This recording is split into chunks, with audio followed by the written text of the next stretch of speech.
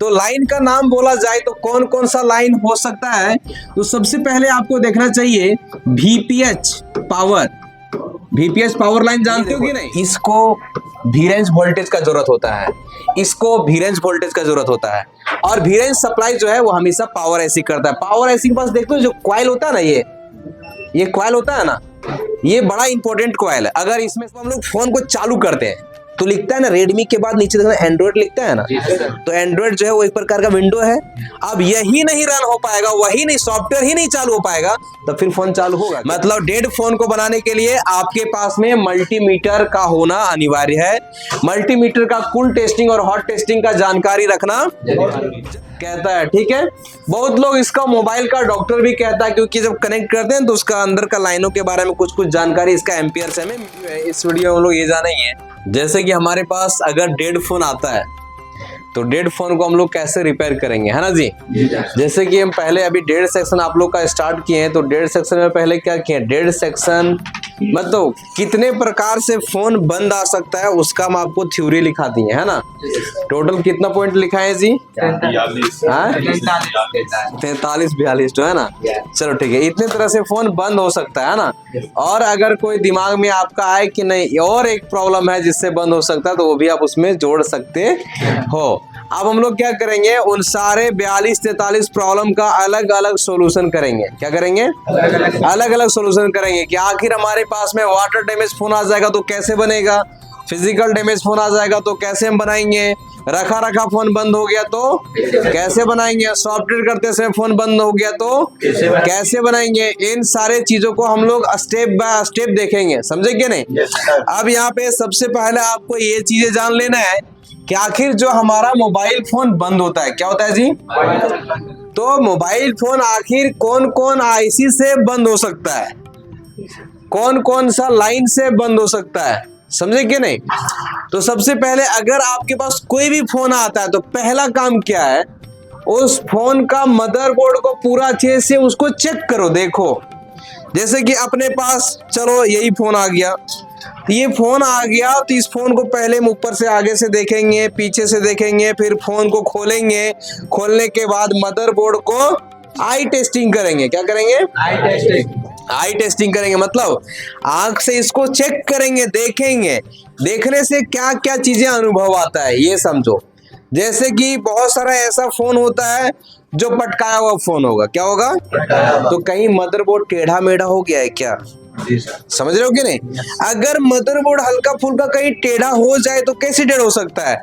अगर सीपीयू के पास टेढ़ा हो जाए, पावर ऐसी के पास टेढ़ा हो जाए, तो मदरबोर्ड अगर टेढ़ा होगा तो उसके साथ आईसीयू टेढ़ा नहीं होगा, वो टेढ़ा होगा तो लेयर छोड़ देगा ना, मदरबोर्ड से क्या हो जाएगा? डिस्कनेक्ट हो जाएगा ना, तो फोन बंद होगा कि नहीं होगा? तो आंख से हम देखेंगे, फिजिकल डैमेज है तो मदरबोर्ड कहीं टेढ़ा मेढ़ा है, टूटा फूटा है क्या, या गिरा हुआ फोन में कुछ कंपोनेंट निकल जाता है। क्या होता है? निकल जाता। तो सबसे पहला काम क्या है? आई टेस्टिंग करना है ना। या पानी में गया हुआ फोन है तो कौन कौन कंपोनेंट जला है, क्या क्या खराब है, या पानी में भी नहीं किया, ये फोन में 10 दुकान वाला बनाया है तो कौन कौन आईसी कंपोनेंट पे काम किया है। कभी कभार ऐसा होता है कि फोन में आईसी नहीं लगा है और स्टूडेंट बनाने चेक कर रहा है, चालू कहीं नहीं हो रहा है, सो वो पहले बढ़िया से फोन को देखा ही नहीं अल्टी पल्टी करके, और उसका एक चार्जिंग ऐसी गायब है। अब उसमें पूरा प्रयास कर रहा है, डीसी सप्लाई में कनेक्ट कर रहा है, फोन को चालू करके देख रहा हो ये नहीं रहा। वो पहला ही काम करता, आई टेस्टिंग करता, उसी से समझ में आ जाता ना कि इसमें ये प्रॉब्लम है। तो सबसे इंपॉर्टेंट चीज क्या है? आई टेस्टिंग करना।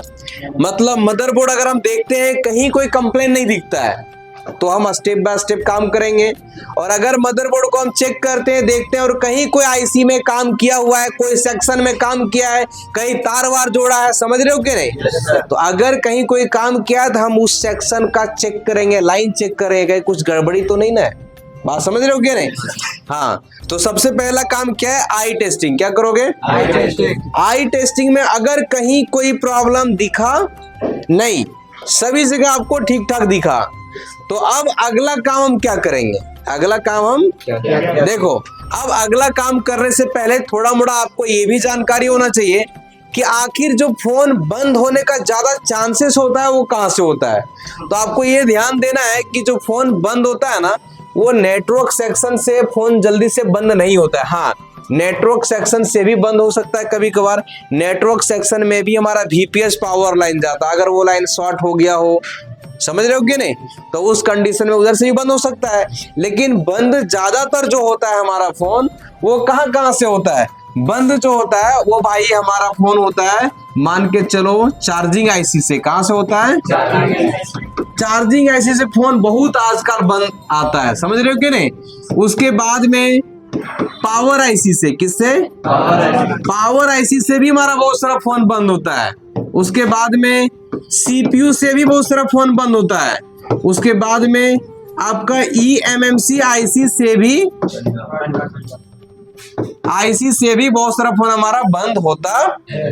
मतलब ज्यादा चांसेस अगर आईसी में गड़बड़ी हो तो ये 4 आईसी से ज्यादातर हमारा फोन बंद होने का संभावनाएं होता है, समझ रहे हो कि नहीं।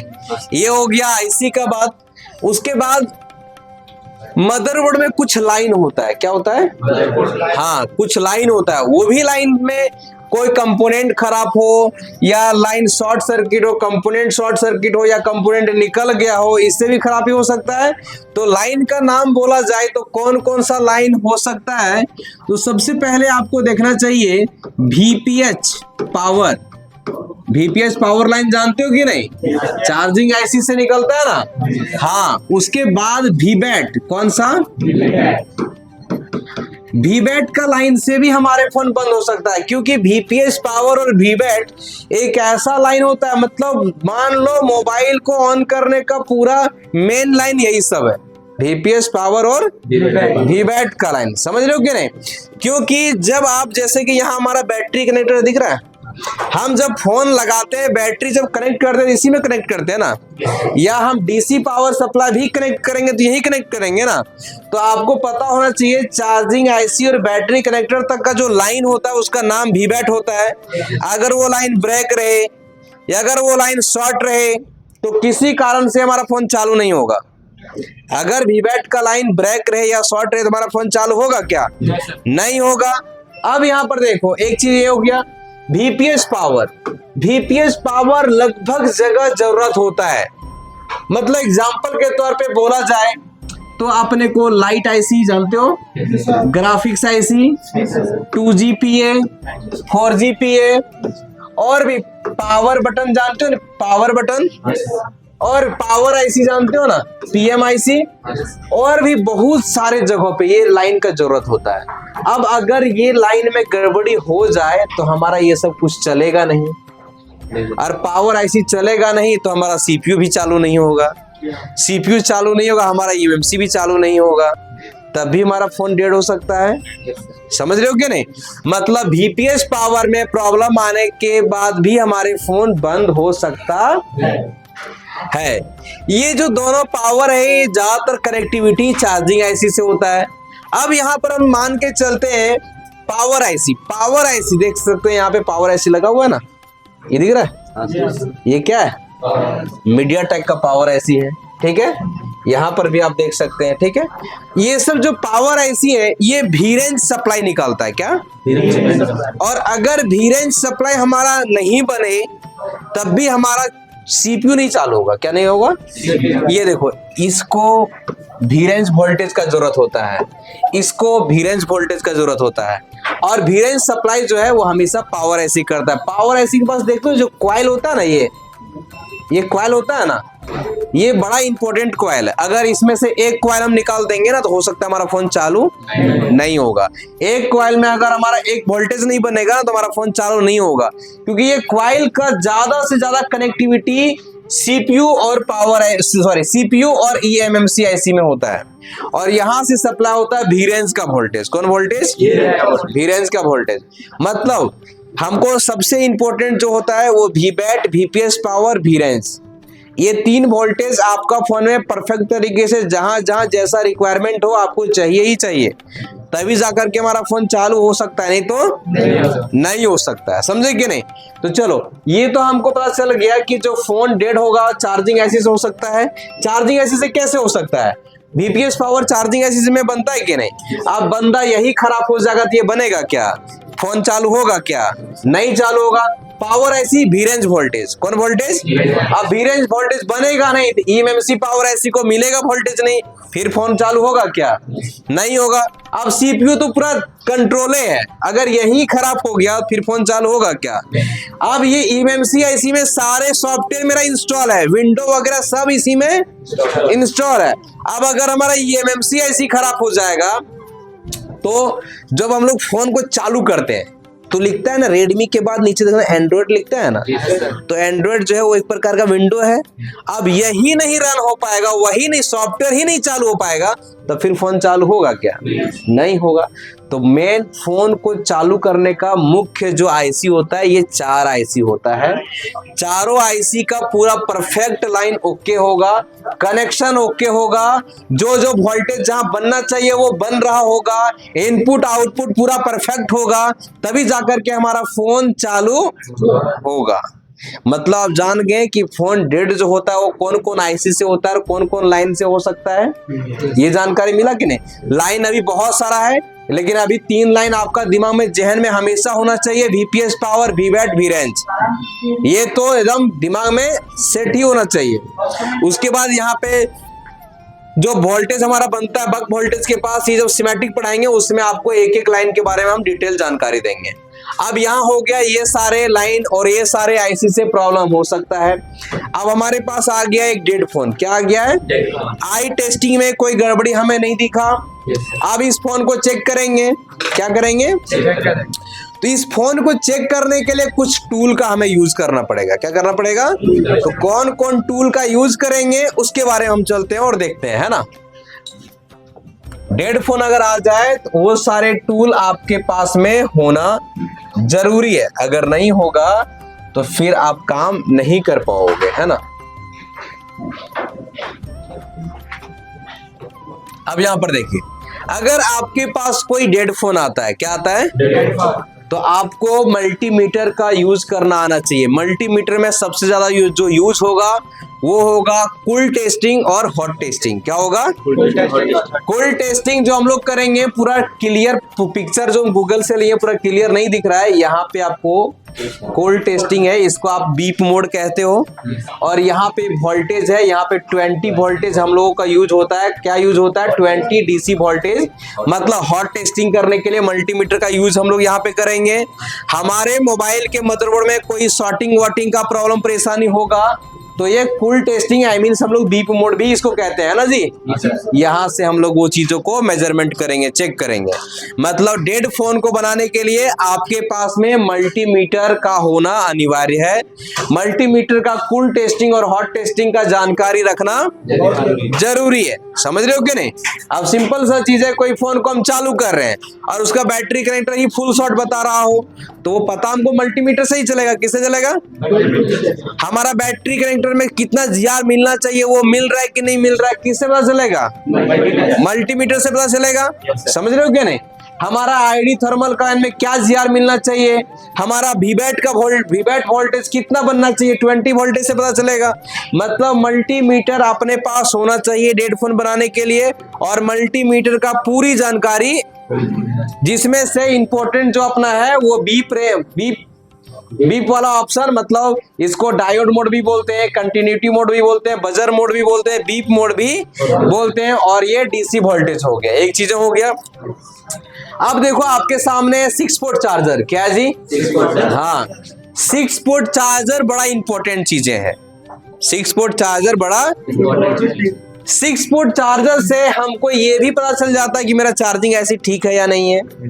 6 पोर्ट चार्जर से हमको ये भी कुछ आइडिया आ जाता है कि हमको eMMC आईसी में काम करना पड़ेगा क्या, हमको CPU आईसी में काम करना पड़ेगा क्या, हमको पावर आईसी में काम करना पड़ेगा क्या। समझ रहे हो क्या नहीं?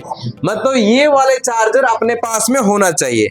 ये जो चार्जर है वो समझ लो जैसे कि ये अपना नॉर्मल चार्जर है फोन चार्ज करने के लिए, बिल्कुल सेम टू सेम ये है। बस इस चार्जर में डिस्प्ले भाई नहीं दिया हुआ है। लेकिन इसमें डिस्प्ले दिया है, इसमें डिस्प्ले दिया है क्या? मेरा फोन कितना एम्पियर ले रहा है दिखाता है क्या? लेकिन ये दिखाता है, ये डिस्प्ले में क्या होता है, इसीलिए इसको बहुत लोग स्मार्ट चार्जर भी कहता है, समझे क्या नहीं? 6 पोर्ट है तो 6 पोर्ट चार्जर भी इसको कहता है, ठीक है। बहुत लोग इसका मोबाइल का डॉक्टर भी कहता है, क्योंकि जब कनेक्ट करते हैं तो उसका अंदर का लाइनों के बारे में कुछ जानकारी इसका एम्पियर से हमें मिल जाता है। तो हम लोगों को 6 पोर्ट चार्जर के बारे में जानकारी रखना पड़ेगा कि आखिर हम किसी फोन में कनेक्ट करते हैं तो क्या एम्पियर, क्या वोल्टेज देता है। अभी हम आपको पूरा डिटेल इसके बारे में समझाएंगे आगे, ठीक है। मतलब इसका जानकारी होना चाहिए।